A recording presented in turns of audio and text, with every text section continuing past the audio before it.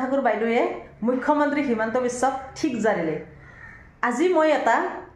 interview পালোঁ মীৰা বৰঠাকুৰ বাইদেউৰ DY 365ত Snigdha চিকা বাইদেউৰ সৈতে আৰু দুজনে খুব আলোচনা কৰিলে আৰু এইখন চৰকাৰ কি কৰিলে কি কৰা নাই আৰু মীৰা বাইদেউনি কেনেকৈ এই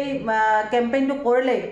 নিৰ্বাচনত কেনেকৈ কি কৰিলে আৰু কিমানখন আসন পাব আৰু হিমন্ত বিশ্বৰ চক্ৰান্ত কি তেওঁ কেনেকৈ কংগ্ৰেছৰ পৰা বিজেপিলৈ গৈছিল কি কাৰণে গৈছিল তেওঁ লোক কিমান কি বহুত কথাই ক'লে আৰু ইমানখিনি কথা মই নকওঁ আপোনালোকে শুনি ভাল পাব আপোনালোকে নিজে শুনক সেই DY 365ত স্নিগ্ধা চিকাৰ সৈতে যিটো সংলাপ হৈছে যিটো ইণ্টাৰভিউ হৈছে আপোনালোক পোনপটীয়াকৈ দেখুৱাই আছোঁ দেখিলে মানে শুনিলে আপোনালোকৰো ভাল পাব আৰু এইখিনিতে কথা কওঁ যদি আপুনি এতিয়ালৈকে মোৰ চেনেলটো ছাবস্ক্ৰাইব কৰা নাই এতিয়াই ছাবস্ক্ৰাইবটো কৰি দিয়ক তেনেহ'লে শুনক মীৰা বাইদেউৰ মুখেৰে হিমন্ত বিশ্বকনো কি ক'লে দুজনে মিলি এয়া মীৰা বাইদেউৰ মন্তব্য লগত নিমিলে গতিকে গোটেই সমস্যাখিনি বেলেগ বেলেগ মই মানুহখিনিৰ লগত আজি মানে যোৱাবাৰ মই যেতিয়া মানে বিধানসভা খেলিছিলোঁ তেতিয়াৰ পৰাই মোক এটা কেন্দ্ৰীয় নেতৃত্বই কৈছিলে আপ তৈয়াৰী करिए चुनाव के लिए बोले सर इस बार हार गया तो दोबारा चुनाव का तैयारी नहीं करेंगे क्योंकि financially I am not so sound बोले नहीं आप तो करिए তেতিয়াৰ পৰা মই যেতিয়া কৰিছোঁ মই মানুহৰ জনগোষ্ঠীয় সমস্যা পাহাৰৰ সমস্যা সমতলৰ সমস্যা গুৱাহাটী চিটিত ফ্লেটত থকা মানুহৰ সমস্যা পদপথৰ ব্যৱসায়ীসকলৰ সমস্যা কৰ্মচাৰীৰ সমস্যা সকলোৰ সমস্যাৰ বুজ লৈছোঁ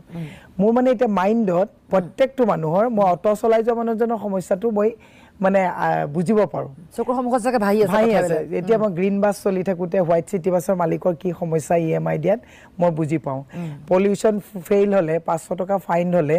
ওলা উবৰ চলোৱা মানুহবিলাকৰ কি সমস্যা আই কেন ফিল ইট গতিকে পাহাৰত থকা মানুহবিলাকৰ সেইবিলাক ছিষ্টেমলৈ আহি গ'ল সেইবিলাক সলোৱাৰ জন্য কিবা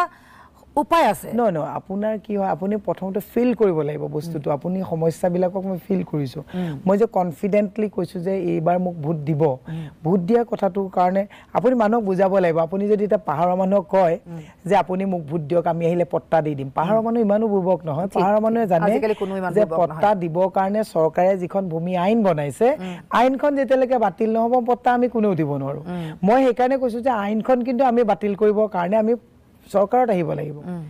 মানুহকতো এনেকৈ মই আৰু মই তেনেকৈ নোখোজোঁ ভোট যে আপোনালোকে দিয়ক আমি আহিলে পট্টা দি দিম আমি দিব নোৱাৰোঁ কাৰণ চৰকাৰে এখন কেবিনেটত আইন লৈ থৈছে আইনখন আমি কেনেকৈ সংশোধন কৰিম সেইটো সংশোধন কৰিবলৈ হ'লে 26ত আমি চৰকাৰ আহিব লাগিব পাহাৰৰ মাটি পট্টাৰ সমস্যাটো ইজ এ ষ্টেট ছাবজেক্ট গতিকে মই কৈছোঁ যে এইবাৰ যদি সংসদ হৈ জিকি যাওঁ তে 26ত ডেফিনেটলি যদি আমি 4-5জন মানুহ ভালকৈ ওলাই যাওঁ 26ত আমি এটা দিছপুৰ সলাব পৰা এটা নেৰেটিভ আমি আনিব পাৰিম 26ত গভৰ্ণমেণ্ট আনিবলগীয়া হ'লে এইখন গভৰ্ণমেণ্টতো পট্টা নিদিয়ে সম্ভৱপৰ হয়নে ডেফিনেটলি আপুনি ভাবিছিলে নেকি মই নিজেই দেখিছোঁ যে বিজেপিত 5জন বিধায়কে আজি 2টা টাৰ্ম চৰকাৰ কৰিব বুলি সম্ভৱ বুলি ভাবিছিলে নেকি নাথিং ইজ ইম্পচিবল গতিকে আহিব এইটো ডেফিনেটলি সম্ভৱ বহু মানুহৰ মুখত এইবাৰ শুনিছোঁ বিশেষকৈ যে অকণমান সেই আগৰ সেই মোদীৰ হাৱা এতিয়া নাই মোদীৰ হাৱা নাই কিন্তু বিকল্পওতো নাই অসমত কিয় বিকল্প নাই বুলি আপুনি মই এটা কথা কওঁ বিকল্প মানে কি আমাৰ যেতিয়া এজন DC হৈ আহে যেতিয়া IAS পায় IAS পালে সৰু ল'ৰা এজনে পায় টেলেণ্ট সৰু ল'ৰা এটা IAS পায় আপুনি সৰু ল'ৰাটোক গ্ৰুম কৰা হয় ন তাৰপিছতে তেওঁ ডেপুটি কমিশ্যনাৰ হয় তাৰপিছত গৈ পেলাই তেওঁ কমিশ্যনাৰ হয় গতিকে বিকল্প নাই কথাটো এটা ভাৱা কৰি দিয়া হৈছে বিকল্প কিয় নাই আজি যোগেন মোহনে যে ৰেভিনিউ ডিপাৰ্টমেণ্টটো চলাই আছে যোগেন মোহনতকৈ ভাল চলাব পৰা মানুহ কংগ্ৰেছতো আছে কিন্তু যোগেন মোহনটো চলাইছে ডিপাৰ্টমেণ্ট এটা চৰকাৰ তেওঁলোকৰ চলাইছে গতিকে বিকল্প নাইতো নক'ব বিকল্প আজি তাৰিখত বিজেপিত ওৱান মেন আৰ্মি চলি আছে গতিকে বিকল্পটো বিজেপি হ'বলৈ দিয়া নাই আজি তাৰিখত যি কাম কৰে প্ৰত্যেকটো কাম এজন মানুহে চলায় হাৰা জিকা সিদ্ধান্ত অসমৰ ৰাইজে গুৱাহাটী ৰাইজে ল'ব কিন্তু গুৱাহাটী হেন এইটো একদম হিন্দু বেল্ট মানুহে কয় যে একদম কট্টৰ জয় শ্ৰীৰামৰ সমষ্টি নিচিনাকৈ তেওঁলোকে ব্ৰেণ্ডিং কৰি লৈছে সেই ব্ৰেণ্ডিং কৰা সমষ্টিটোত মোৰ দৰে অতি দুখীয়া কেণ্ডিডেট এজন মই কিন্তু আজি তাৰিখত কিন্তু মোৰ প্ৰচাৰত কিন্তু বিজেপিৰ লগত মই কমত নাই তাৰমানে পইচা নাই মোৰ গতিকে আপুনি যে বিকল্প নাই বুলি কৈছে আৰম্ভণিতে মই আপোনাক কৈছোঁ যে আপুনি হয়তো সৰুবৰ সভা এখন এৰি দিয়া নাই আৰু প্ৰতিগৰাকী ব্যক্তি বিশেষকৈ আপুনি লগ পাবলৈ চেষ্টা কৰিছে তেনেকুৱা বহুত দৃশ্য আমিও দেখিছোঁ দেখুৱাইছোঁ কিন্তু কথা হৈছে ক'ৰবাত প্ৰতিদ্বন্দ্বীগৰাকীৰ কাৰণে তেওঁলোকৰ সভা সমিতি বা তেওঁলোকৰ ৰজাঘৰীয়া মানুহৰ ইয়ালৈ আমদানিৰে আপোনাক ক'ৰবাত কেনেবাকৈ কষ্ট দিছিল নেকি যে মোৰতো কোনোৱে নাই আগে পিছে মই অকলে একেবাৰে অকলে নাই যুঁজা এইটো এটা কৈ থাকিছে আপোনাৰ মই কৈছোঁ যে মোৰ ফাইটটো not against the candidate my fight was against the party against Himanta Biswa Sarma against Narendra Modi not against Bijuli Kalita মোৰ গোটেই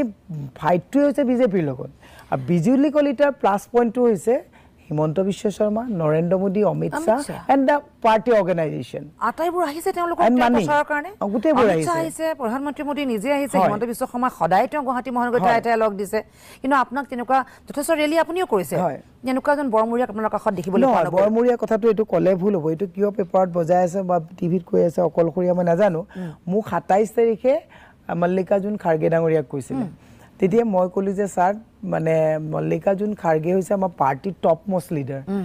মোষ্ট লিডাৰ এজন আহিলে বহুত এফৰ্ট দিবলগীয়া হ'ব মানুহ আনিবলগীয়া হ'ব কিবা লাগিব আমাৰ গুৱাহাটী টাউনৰ মানুহ ইমান মিটিং শুনিবলৈ নাহে মই দূৰৰ পৰা মানুহ আনিলে মোৰ লজিষ্টিক বেছি লাগিব টকা পইচা বহুত দিব লাগিব তেতিয়া মই ক'লোঁ যে ছাৰ লোকেল ভকেল যিটো তেওঁলোকে চলাই এইটো ভকেলো নহ'ল লোকেলো নহ'ল মোক গৌৰৱ গগৈ ডাঙৰীয়াক দিয়ক অখিল গগৈ ডাঙৰীয়াক দিয়ক লুৰিণজ্যোতি গগৈক দিয়ক অখিল গগৈ ডাঙৰীয়া মাটিৰ পট্টাৰ সমস্যাৰ মানুহবিলাকৰ মানে এই যিটো মানে পালছটো বুজি পায় মানুহখিনি বুজি পায় তেওঁ আজি গৌৰৱ গগৈ ডাঙৰীয়াই এটা মানে আপোনাৰ গোটেই এটা এখন গভৰ্ণমেণ্টৰ পালছটো বুজি পায় কেনেকৈ বনাব লুৰিণজ্যোতি গগৈ ডাঙৰীয়াত এটা অসমীয়াত্ব এটা সোমাই আছে আৰু মই যদিও ৰাষ্ট্ৰীয় দল কৰোঁ মোৰ ৰগে ৰগে অসমীয়াত্বটো মোৰ স্বাভিমানটো সদায় সোমাই আছে সেইকাৰণে মই ক'লোঁ পাৰ্টিত এইটো এটা পাৰ্টিক যদি এতিয়া মই দুখ দিওঁ বেয়া হ'ব কথাটো মোক প্ৰিয়ংকা গান্ধীৰ কথা কৈছিলে মই ক'লোঁ চাওক প্ৰিয়ংকা গান্ধীয়ে যোৰহাটতো মিটিং কৰিব ধুবুৰীটো কৰিব যদি মানুহে প্ৰিয়ংকা গান্ধীৰ স্পীচটো শুনি পেলাই ভোট দিয়ে তেতিয়াহ'লে ধুবুৰীৰ স্পীচটো শুনিলেও ভোট দিব যোৰহাটতো শুনিলেও দিব য'ত এগৰাকী মহিলাৰ কাষত আন এগৰাকী মহিলা আহিলে এগৰাকী ৰাষ্ট্ৰীয় নেত্ৰী মহিলা এগৰাকী আহিছে আলকা লাম্বাহক দেখিছোঁ আপোনাৰ কাষত কিন্তু তেনে ক্ষেত্ৰত যদি কেনেবাকৈ প্ৰিয়ংকা গান্ধী আহিলেহেঁতেন মানুহৰ আকৰ্ষণটা বেলেগ হৈ আছে পাৰ্টি এটাই যেতিয়া কেণ্ডিডেট এগৰাকীক কেণ্ডিডেচাৰ দি দিয়ে তেতিয়া এণ্টায়াৰ ডিজাইনটো প্ৰাৰ্থীগৰাকীয়ে নিৰ্ণয় কৰে যে কাক লাগিব ইম্প'জ নকৰে মানে এভৰি মানে মই যদি ৰং ডিৰেকশ্যনতো যাওঁ তেতিয়াহ'লে পাৰ্টি বাকী মানুহে ক'ব যে আপোনাৰ ডিৰেকশ্যন ইজ ৰং কিন্তু তেওঁলোকে ইণ্টাৰাপ্ট নকৰে তাৰমানে কাৰণ দেখি আছে যে এওঁ ফিল্ডত আছে এওঁ কি ভাবিছে মোক সুধিছে কাক লাগিব আপুনি অকণমান দিনৰ আগলৈ গুচি যাওঁ মই তেন্তে এনেকুৱা ভাৱ কেনেবাকৈ হয় নেকি যে বিজুলী কলিতা মেধিৰ ঠাইত আপোনাৰ নাম থাকিলেহেঁতেন সেইটো দলৰ পৰা তেতিয়া আপুনি এইখিনি মানুহক পালেহেঁতেন মই আজি তাৰিখত MLA MP হোৱা নোহোৱালৈ অন্তৰ্দ্বন্দ্বত ভোগাহেঁতেন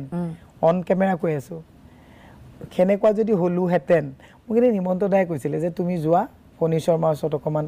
তুমি গৈ অলপ সৰু হৈ আহা তোমাৰ বাকী পলিটিকেল মেথমেটিক্সটো হ'ব মোৰ দাদা সৰু হ'বলগীয়া কামটো মই নাই কৰা আৰু যেতিয়া মই ৰাজনীতিত আছোঁ টকা পইচা নাথাকিব পাৰে মোৰ মাইণ্ডটো মই কিন্তু বহুত সবলভাৱে ৰাখোঁ আৰু আজি কংগ্ৰেছত আহি কংগ্ৰেছৰ নিচিনা এটা ডাঙৰ দল কংগ্ৰেছেতো হিমন্ত বিশ্ব শৰ্মাক বনাই পঠাইছে Congress is a big party যে আপোনাৰ আজি গোটেই নেশ্যন বিল্ডিং ৰাজনীতিক নেতা আছে আমিতো কংগ্ৰেছৰ কালি জয়ন্ত মল্ল বৰুৱা ডাঙৰীয়াই চুকুৰ আলীৰ লগত যে ধৰক তুলনা কৰি যে এটা বাইট দিছে তেওঁতো বনি গৈছে কংগ্ৰেছৰ পৰা বনি গৈছে গতিকে মই এইবিলাক চব আশীৰ্বাদ হিচাপে লৈছোঁ কিন্তু মই কথাটো কৈছোঁ যে ডাঙৰ নেতা মই গৌৰৱ গগৈ ডাঙৰ সৰু নেতা বুলি ভবাই নাই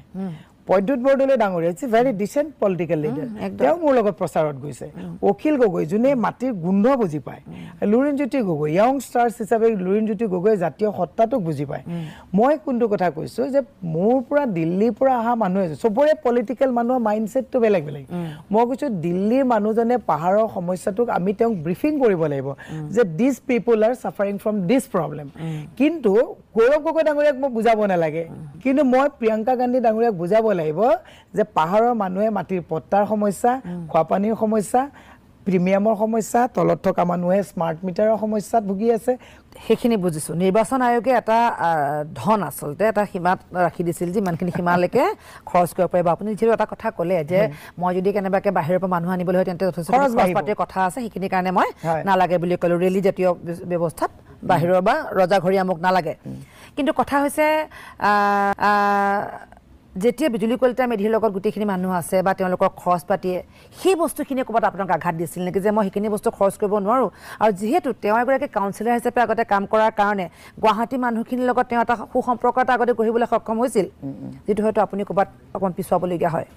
ডেফিনেটলি নট তেওঁ যিমান সুসম্পৰ্ক গুৱাহাটীৰ মানুহৰ মাজত আছে তাতকৈ কম সম্পৰ্ক মোৰ তাত নাই মই শুনক মই নিৰ্বাচনটো খেলিছোঁ বহুত কম পইচাত মই নিৰ্বাচন খেলিছোঁ নিৰ্বাচন এইটো একচুৱেলি খেলিবৰ কাৰণে অকল পইচাই চাফিচিয়েণ্ট নহয় পইচাৰ লগত খেলিলেতো বিজেপিৰ লগত মই চাৰেণ্ডাৰ কৰি দিব লাগিব কাৰণ মোৰ পইচা নাই পইচাটো আপোনাৰ ডাঙৰ ফেক্টৰ নহয়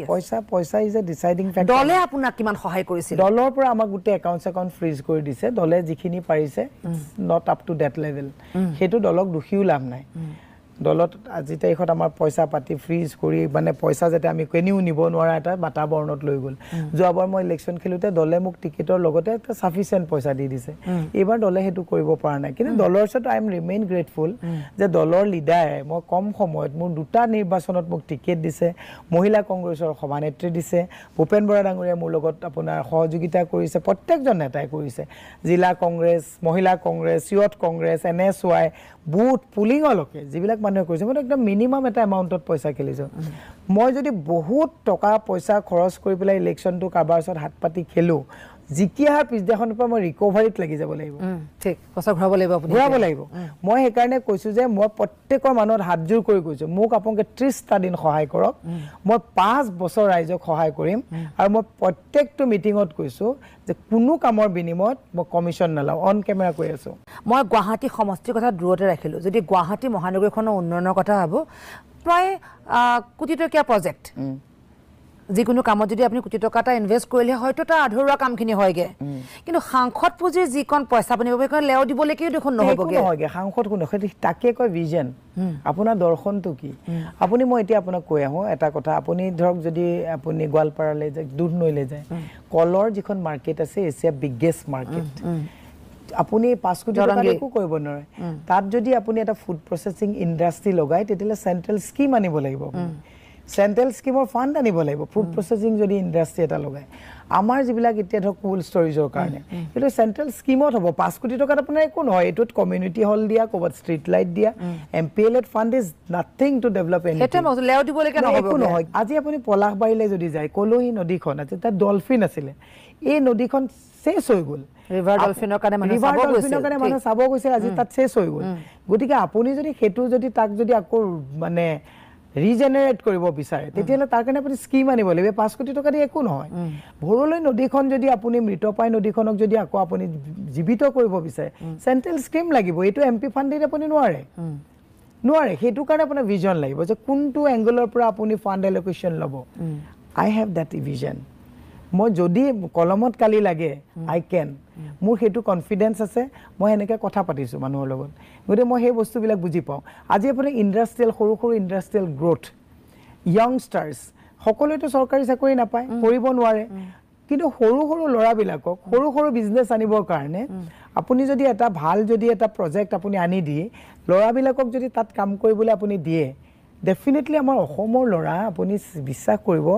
অসমৰ ইমান বাঘা ল'ৰা ছোৱালী আজি গুগলত কাম কৰি আছে ইনফোচিছত কাম কৰি আছে একদম মাইণ্ড ছেট থকা ল'ৰা ছোৱালী আছে কিন্তু দুৰ্ভাগ্যজনক কথা সেই ল'ৰা ছোৱালীবিলাকক আমি লজিষ্টিক দিব পৰা নাই যদি জিকি আহোঁ মই কৈছোঁ যে মই কমিশ্যন নলওঁ কেতিয়াও মই অন কেমেৰা কৈ আছোঁ আপোনাক বজাই দিব যে মীৰা বৰঠাকুৰে ইমান কমিশ্যন লৈছে আপোনাক মই অন কেমেৰা কৈ আছোঁ এজন মানুহ দেখাকে লয় জানো না মই নেদেখাকেও নলওঁ মোৰতো এটা দেখুৱাই দিয়ক আপুনি ইলেকশ্যনৰ পাছত কৈছোঁ নামটো এতিয়া মই নকওঁ এজন মানুহে কৈছিলে যে বাইদেউ আপোনাৰ ইলেকশ্যনটো মই চলাই দিম আপোনাক ইলেকশ্যনত কিমান দৰকাৰ হ'ব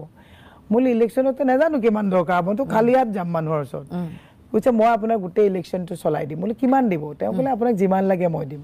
মই বোলো শুনক মই আপোনাৰ পৰা আপুনি মোক 1 লাখ বা 2 লাখ টকা দি যাওক মোৰ হ'ব সেইটোৱে মোক এইকাৰণে অতিমাত্ৰা পইচাটো নালাগে মোৰ মনৰ চিন্তাক মই হাইজেক কৰিব নিদিওঁ সমস্যাখিনি আপুনি কৈছে মাইনাছ পইণ্ট কেইটা আপুনি কৈছে তাত প্লাছ পইণ্ট কিবা আছিল নে আপুনি যেতিয়া ঘূৰিছে আপুনি বেয়াটোও দেখিছে ভালটোও দেখিছে ভাল কোনখিনি বস্তু আপুনি ইউটিলাইজ কৰিলে আপুনি লাভান্বিত হ'ব আমি সকলোবোৰ লাভান্বিত হ'ম বুলি আপোনাক কৈছোঁ শুনক government is a continuous process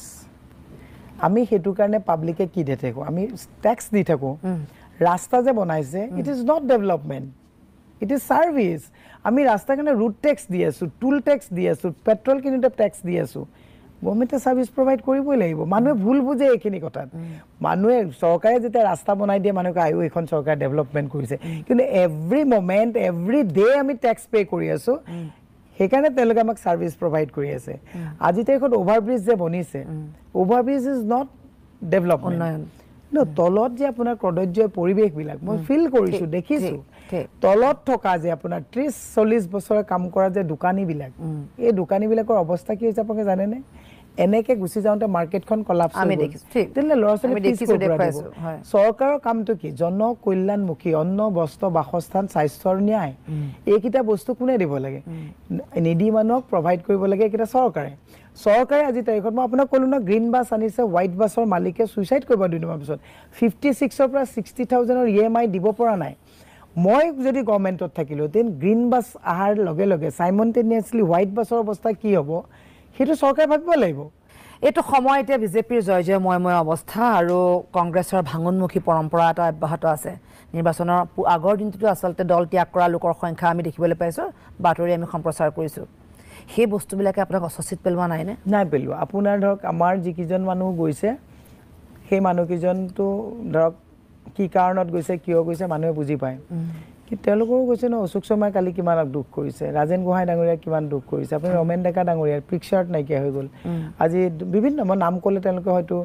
hesitate feel কৰিব মই নকওঁ তেনেকৈ বিভিন্ন মানুহ আজি পিকচাৰত নাই আজি সিদ্ধাৰ্থ ভট্টাচাৰ্য তেওঁ এজন ভাল মানে খুব ভাল পলিটিচিয়ান আজি তাৰিখত সিদ্ধাৰ্থ ভট্টাচাৰ্য আজি পিকচাৰত নাই শান্তনু ভৰালী এটা সময়ত খুব ভাল পিকচাৰত আছিল কিন্তু পিকচাৰত নাই কংগ্ৰেছৰ যোৱাটোক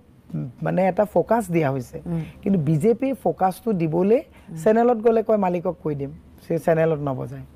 পোৰ্টেলত বজালেতো খতমেই কৰি দিয়ে গতিকে বাকি সেইকাৰণে বজোৱা নাই কিন্তু আমাৰ পৰা যিমান গৈছে মইতো বিজেপি আৰু এজিপিৰ মেক্সিমাম ভোট এবাৰ মই পাইছোঁ দিছে মোক মানুহে ভোট কিন্তু নিজৰ দলৰ বহু ভোট আপুনি হেৰুৱাইছে বহু নাই বুজোৱা শুনক মই আপোনাক কৈছোঁ যিকেইজন মানুহ গৈছে আগদিনাখনলৈকে কুকুৰে কাইট নোখোৱাকৈ বিজেপিক গালি পাৰি পিছদিনাখন যেতিয়া বিজেপিত গৈছে সেয়া মানুহৰ কথাত মানুহে ভোট নিদিয়ে আৰু আঁচনিবিলাকৰ লাভত ৰৈ থকা আশাত ৰৈ থকা মহিলাসকলে আপোনাক সহযোগ কৰিছে বুলি আপোনাৰ ভাৱ হয়নে